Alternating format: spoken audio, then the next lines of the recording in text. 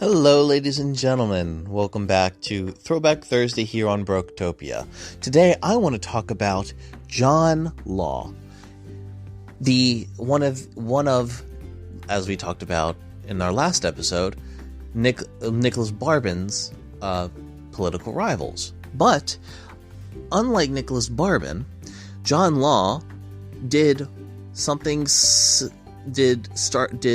very similar to what we did in another previous episode, the South Sea Bubble, talked about. He had a similar scheme going with John Blunt and the South Sea Company were doing, but that's neither here nor there.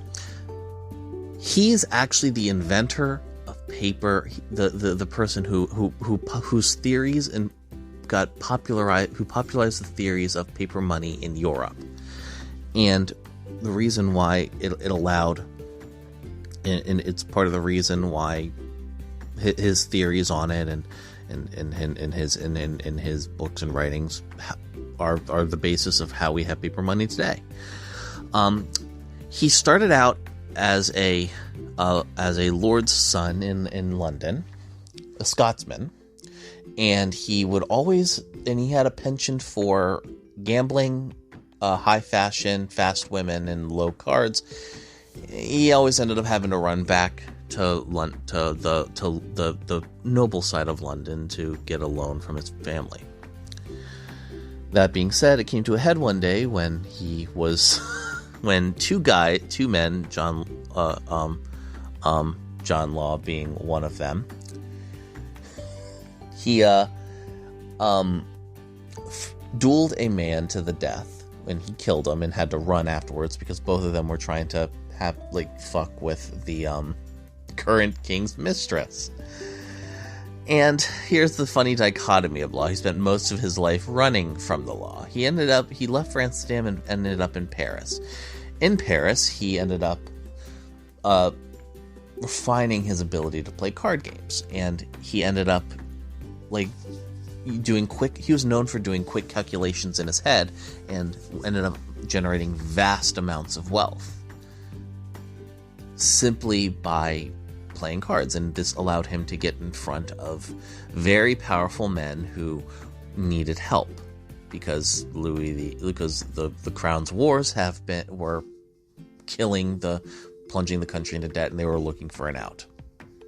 John Law had set out.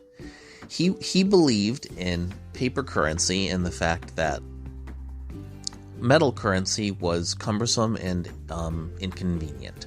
So he founded the first a national bank in France and started a company. And started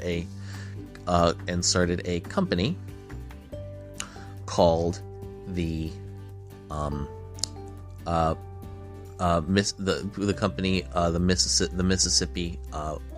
Mississippi Company, which was basically a trading company that focused on pulling riches out of the Western Americas that France owned. It became known as the Mississippi Bubble, an event that would begin with consolidating trading companies in Louisiana to a single monopoly and ended up with the collapse of the First National Bank, devaluing all of the company shares. A lot of people lost their shirts, and Law had to flee the country in the middle of the night, yet again giving back to his namesake.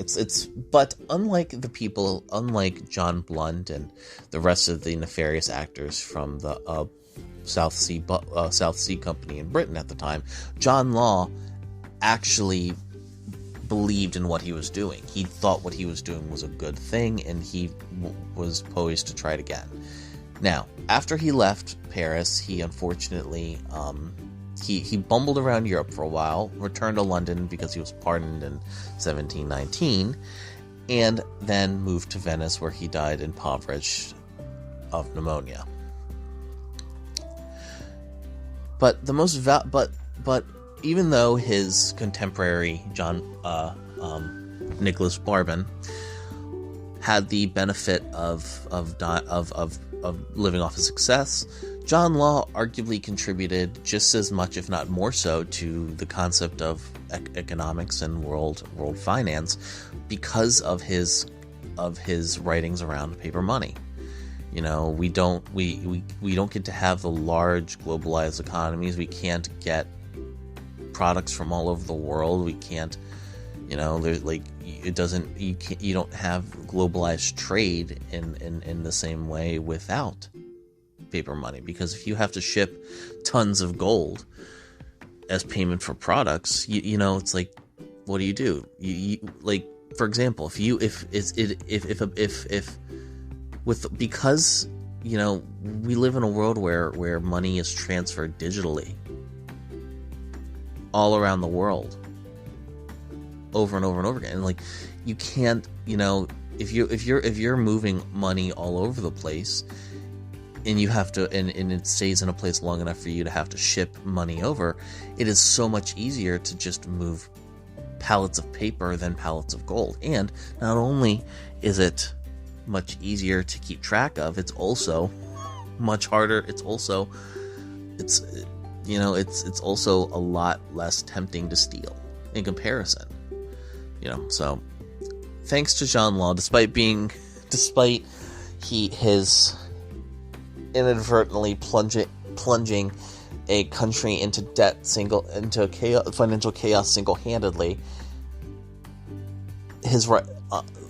like with many historical figures, what they contributed in terms of their theories and what they've left behind is usually more pertinent to today than what they did during their life.